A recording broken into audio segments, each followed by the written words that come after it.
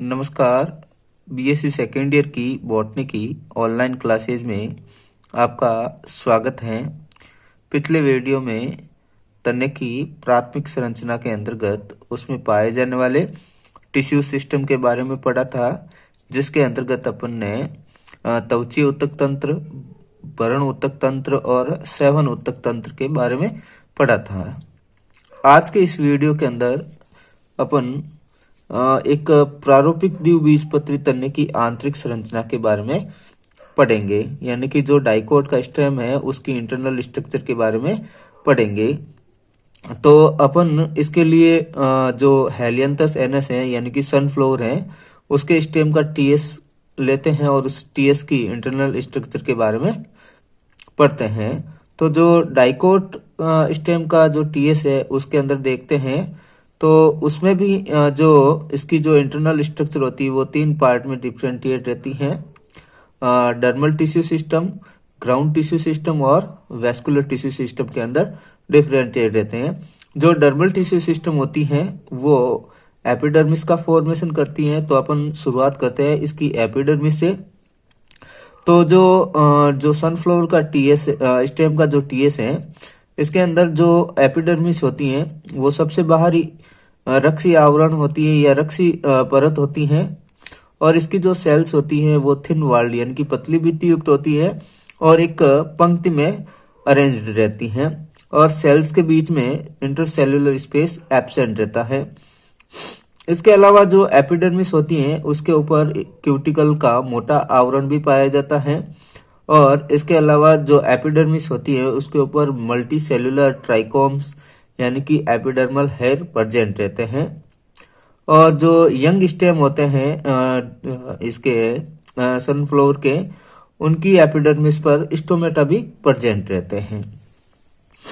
Next अपन पढ़ते हैं ground tissue system, जिसके अंतर्गत कॉर्टेक्स का फॉर्मेशन होता है, और कॉर्टेक्स है जो 3 पार्ट में डिफरेंशिएट रहते हैं। हाइपोडर्मिस, कॉर्टेक्स और एंडोडर्मिस से डिफरेंशिएट रहता है। तो अपन हाइपोडर्मिस से शुरुआत करते हैं। तो जो हाइपोडर्मिस या अधोष त्वचा होती हैं वो एपिडर्मिस के नीचे सिचुएटेड रहती हैं और कोलेनकाइमेटस सेल्स की बनी होती हैं और 5 से 6 लेयर्ड होती हैं। ये जो कोलेनकाइमेटस सेल्स होती हैं ये गोलाकार होती हैं और इनकी सेल वॉल पर पैक्टिन और हेमिसेल्यूलोज का स्थूलन पाया जाता है। पैक्टिन और हेमिसेल्यूलोज स्टेम को प्रत्यास्थता, लचीलापन और यांत्रिक बल प्रोवाइड करते हैं। नेक्स्ट अपन ग्राउंड टिश्यू सिस्टम का कॉर्टेक्स पार्ट पढ़ते हैं। तो जो ये कॉर्टेक्स पार्ट है ये हाइपोडर्मिस के नीचे सिचुएटेड रहता है और पेरेनकाइमी कोशिकाओं या मर्दूत की कोशिकाओं से बना होता है। इनकी जो सेल्स होती हैं वो गोलाकार होती हैं और सेल्स की जो वॉल होती है वो पतली होती है, यानी कि सेल्स हैं जो पतली भित्ति युक्त होती हैं और अनेक पंक्तियों में अरेंज रहती हैं, और इनकी सेल्स के बीच में इंटरसेल्यूलर स्पेस प्रेजेंट रहता है, यानी कि अंतर कोशिका अवकाश पाए जाते हैं। इसके अलावा कॉर्टेक्स के अंदर म्यूसिलेज डक्ट या श्लेष्मीय नलिकाएं भी पाई जाती हैं जो म्यूसिलेज का सेक्रेशन करती हैं। अब कॉर्टेक्स का जो सबसे भीतरी पार्ट पढ़ते हैं जिसका नाम है एंडोडर्मिस। तो एंडोडर्मिस है जो कॉर्टेक्स की सबसे भीतरी लेयर होती है और ये पेरेनकाइमी सेल से बनी होती हैं, और इसकी सेल्स हैं जो डोलकाकार होती हैं और एक पंक्ति में अरेंज रहती हैं। जो एंडोडर्मिस की सेल्स होती हैं वो एक दूसरे के पास पास सिचुएटेड होती है, इसलिए इनके बीच में इंटरसेल्यूलर स्पेस नहीं पाया जाता है। इनकी सेल्स में स्टार्च ग्रेन्यूल्स का स्टोरेज होता है, इसलिए एंडोडर्मिस को स्टार्च शीट या मंडाच्छद लेयर भी कह सकते हैं। नेक्स्ट पढ़ते हैं पेरिसाइकल या परिरम के बारे में। तो ये रम क्षेत्र की सबसे बाहरी परत होती हैं और कॉर्टेक्स और रम क्षेत्र को एक दूसरे से पृथक करने वाली ये परत है, और ये जो परिरम है या ये परत है 2 प्रकार की सेल से बनी होती है और बहुपंक्तिक यानी कि मल्टीसीरियट लेयर होती हैं। फ्लोएम के ऊपर एक टोपीनुमा संरचना के रूप में उपस्थित परिरम की कोशिकाएं हैं जो दृढ़ोत की होती हैं यानी कि फ्लोएम के ऊपर जो पेरिसाइकिल प्रेजेंट होती हैं वो दृढ़ोत की कोशिकाओं की बनी होती हैं, जबकि मज्जा-रश्मि वाले क्षेत्र में पाए जाने वाली जो परिरंभ की कोशिकाएं होती हैं वो पैरेन्काइमी सेल से बनी होती हैं और ये दोनों सेल्स होती हैं यानी कि दृढ़ ऊतकी और मृदु ऊतकी सेल्स हैं वो अल्टरनेट क्रम में पाई जाती हैं। चूंकि इसके अंदर दो प्रकार की सेल्स होती हैं परिरंभ के अंदर, तो परिरंभ को इस क्षेत्र को अपन विषमांगी क्षेत्र या हेटेरोजेनस रीजन भी कहते हैं। नेक्स्ट अपन पढ़ते हैं वैस्कुलर बंडल या सेवन बंडल के बारे में। तो जो सूरजमुखी का तना होता है उसके अंदर अनेक वैस्कुलर बंडल हैं जो एक वलय या रिंग के रूप में अरेंज्ड रहते हैं। इनमें पाए जाने वाले जो वैस्कुलर बंडल होते हैं वो संयुक्त यानी कि कॉन्जॉइंट, समपार्श्वीय यानी कि कोलेटरल, वर्दी का मतलब ओपन और अंतःधारुक यानी कि अंत आदि धारु का मतलब एंडार्च होते हैं। वैस्कुलर बंडल में जो बाहर की ओर फ्लोएम होता है और इनके बीच में है जो कैम्बियम है और अंदर की तरफ जाइलम पाया जाता है। तो यहाँ पर जो वैस्कुलर बंडल संयुक्त है, संयुक्त का मतलब होता है, संयुक्त समपार्श्वीय का मतलब होता है वैस्कुलर बंडल में है जो जाइलम और फ्लोएम है जो एक ही त्रिज्या के अंदर एक ही त्रिज्या में उपस्थित रहते हैं। और वर्दी का मतलब होता है जाइलम और फ्लोएम के बीच में है जो कैम्बियम प्रेजेंट रहती हैं। और अंत आदि धारु का मतलब होता है जो जाइलम होता है वो प्रोटोजाइलम और मेटाजाइलम में विभेदित होता है और प्रोटोजाइलम है जो परिधि की ओर होता है जबकि मेटाजाइलम है जो केंद्र की ओर यानी कि पित्त की ओर सिचुएटेड रहता है। वैस्कुलर बंडल में पाया जाने वाला जाइलम है जो प्रोटोजाइलम और मेटाजाइलम में विभेदित होता है। प्रोटोजाइलम है जो रम के अंदर केंद्र की ओर तथा मेटाजाइलम है जो परिधि की ओर सिचुएटेड रहता है। जाइलम और फ्लोएम के मध्य अंतःपुलीय कैम्बियम पाई जाती हैं और इसी कैम्बियम के कारण डाइकोट स्टेम के अंदर सेकेंडरी ग्रोथ या द्वितीयक वृद्धि पाई जाती है। फिर अगर इसका टीएस देखते हैं तो तने के केंद्रीय भाग में पित्त या मज्जा पाई जाती हैं जो मृदुत की कोशिकाओं की बनी होती हैं और जो ये सेल्स होती हैं वो गोलाकार या बहुकोणीय होती हैं और सेल्स के बीच में इंटरसेल्युलर स्पेस प्रेजेंट होता है। इसके अलावा पित्त के अंदर कुछ म्यूसिलेज डक्ट भी प्रेजेंट होती हैं जो म्यूसिलेज का सेक्रेशन करती हैं।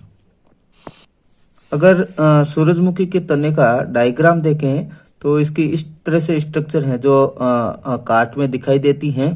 इसमें सबसे बाहर की तरफ है जो एपिडर्मिस है और एपिडर्मिस में पर है जो क्यूटिकल लेयर प्रेजेंट है और इसके अलावा एपिडर्मल हेयर भी प्रेजेंट होते हैं। फिर एपिडर्मिस के नीचे है जो कॉर्टेक्स है जो हाइपोडर्मिस और कॉर्टेक्स और एंडोडर्मिस में डिफरेंशिएट रहता है। हाइपोडर्मिस है जो कोलेन काइमा का बना होता है और जस्ट है जो एपिडर्मिस के नीचे सिचुएटेड रहता है। फिर हाइपोडर्मिस के नीचे कॉर्टेक्स सिचुएटेड होता है जो पेरेन्काइमी सेल्स का बना होता है और कॉर्टेक्स के नीचे है जो कॉर्टेक्स की सबसे इनर लेयर होती है वो एंडोडर्मिस होती है। फिर एंडोडर्मिस के नीचे की तरफ है जो पेरिसाइकिल होती है और पेरिसाइकिल है जो दो प्रकार की सेल्स की बनी होती है, एक तो दृढ़ ऊतकी सेल्स की और दूसरी है जो मृदु ऊतकी सेल्स की बनी होती हैं। तो जो ये फ्लोएम है इसके फ्लोएम के ऊपर पाई जाने वाली जो कैप लाइक पेरिसाइकिल हैं वो दृढ़ ऊतकी कोशिकाओं की बनी होती हैं जबकि ये जो बीच वाला गैप है यानी कि मज्जा-रेशमीय क्षेत्र की ओर पाई जाने वाली जो परिरंभ होती है वो मृदु ऊतकी कोशिकाओं की बनी होती हैं। फिर इसमें है जो अगर वैस्कुलर बंडल की संरचना देखें तो इसमें फ्लोएम है जो बाहर की तरफ है और जाइलम है जो अंदर की तरफ है और जाइलम और फ्लोएम के बीच में है जो कैम्बियम प्रेजेंट है और इनके सेंटर में है जो एक बड़ी कैविटी होती बड़ी गैप कैविटी होती है जिसको बोलते हैं अपन पित्त या मज्जा जो पेरेन्काइमी सेल्स की बनी होती है। अब अपन जो सनफ्लावर है उसके स्टेम का अगर अपन सेलुलर डायग्राम देखें तो इस तरह से इसकी डायग्राम दिखाई देती है। एपिडर्मिस यूनिलेयर्ड है और इसके ऊपर एपिडर्मल हेयर प्रेजेंट है। इसके नीचे हाइपोडर्मिस होती है जो मल्टीलेयर्ड ये भी मल्टीलेयर्ड होती है और इसके नीचे जो कॉर्टेक्स होता है और कॉर्टेक्स के सेल्स के बीच में रेजिन कैनाल या म्यूसिलेज डक्ट भी प्रेजेंट होती हैं।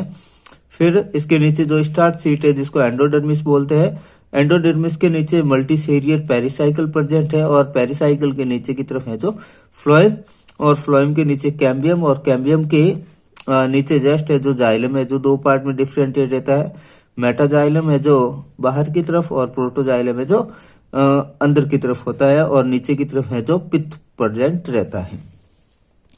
नेक्स्ट अपन पढ़ते हैं प्रारूपिक एकबीजपत्री तने की आंतरिक संरचना या anatomy of typical monocot stem. तो इसको जो एकबीजपत्री तना होता है उसकी आंतरिक संरचना को समझने के लिए अपन मक्के के तने का अनुप्रस्थ काटते हैं और उसके अंदर पाई जाने वाली स्ट्रक्चर के बारे में देखते हैं।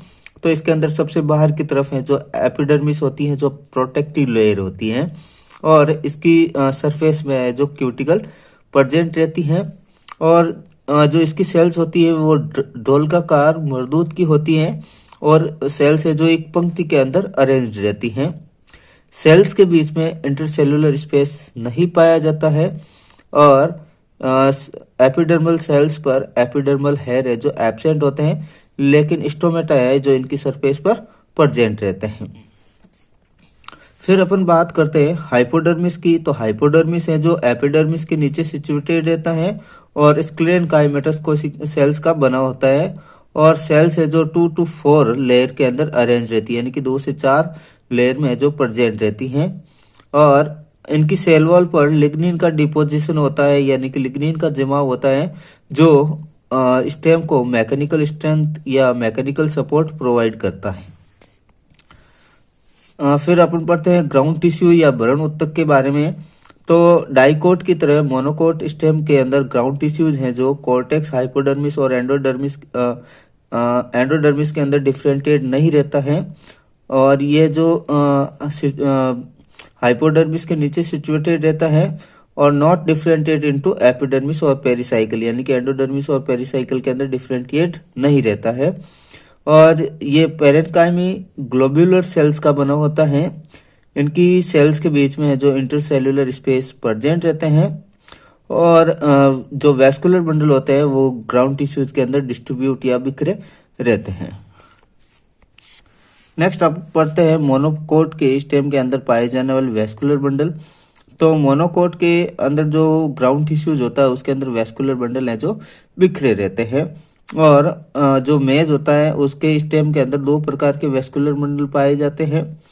परिधि की ओर पाए जाने वाले जो वैस्कुलर बंडल होते हैं उनकी संख्या अधिक होती है, लेकिन ये साइज में छोटे होते हैं, जबकि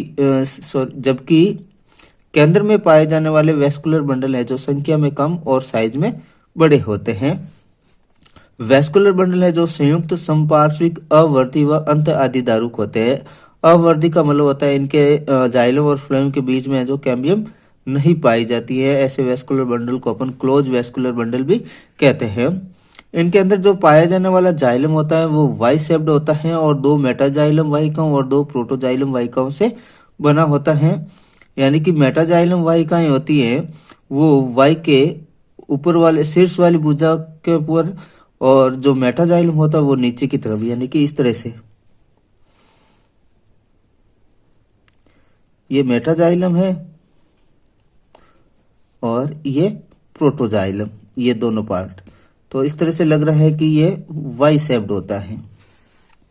फिर इसमें से जो प्रोटोजाइलम होता है, प्रोटोजाइलम की वाहिकाएं होती हैं वो विघटित होकर एक लयजात गुहिका या लाइसोजिनस कैविटी बनाती हैं। फ्लोएम है जो चालनी नलिका और सहकोशिकाओं का बना होता है। इसके अलावा वैस्कुलर बंडल के चारों तरफ दृढ़ ऊतक बंडल आच्छाद या स्क्लेरेनकाइमेटस ब्लंट सीट बंडल सीट पाई जाती हैं जो एक परत के रूप में अरेंज्ड रहती है। आपके सामने डायग्राम के अंदर मेज के स्टेम का टीएस दे रखा है। इसके अंदर सबसे बाहर की तरफ एपिडर्मिस, इसके नीचे हाइपोडर्मिस, फिर नीचे अंदर की तरफ है जो ग्राउंड टिश्यूज है, और ग्राउंड टिश्यूज के अंदर वैस्कुलर बंडल है जो बिखरे रहते हैं। अब जो ये वैस्कुलर बंडल होते हैं वो 2 प्रकार के होते हैं। जो इसकी पेरिफेरल साइड यानी कि परिधि की ओर पाए जाने वाले वैस्कुलर बंडल है जो संख्या में अधिक होते हैं, लेकिन इनकी साइज है जो छोटी होती है, जबकि सेंटर में पाए जाने वाले वैस्कुलर बंडल साइज में बड़े होते हैं लेकिन इनकी संख्या कम होती है। तो ये इसका डायग्राम है। अगर अपन मक्का के स्टेम का सेल्यूलर डायग्राम देखें तो इस तरह से दिखाई देता है।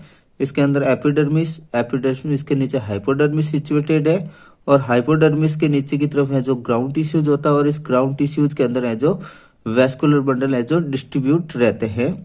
और वेस्कुलर बंडल है इसके चारों ओर स्क्लेरेनकाइमेटस सीट प्रेजेंट रहती है, और उसके अंदर है जो वेस्कुलर बंडल प्रेजेंट रहते हैं।